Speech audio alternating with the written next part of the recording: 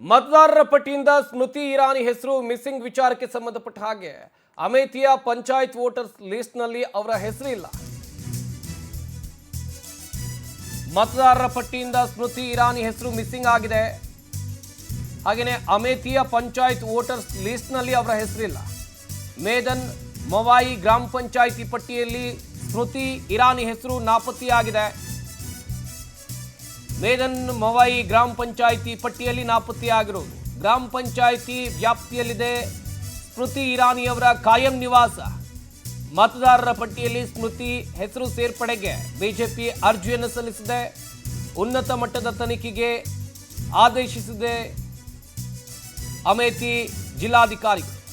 ಮಾಜಿ ಕೇಂದ್ರ ಸಚಿವರಿಗೆ ಹೀಗಾದ್ರೆ ಜನಸಾಮಾನ್ಯರ ಕಥೆಯನ್ನು ಹಾಗಾದ್ರೆ ರಾಜಕೀಯ ವಲಯದಲ್ಲಿ ಈ ವಿಚಾರ ಈಗ ತೀವ್ರ ಚರ್ಚೆಗೆ ಗ್ರಾಸವಾಗ್ತಾ ಇದೆ.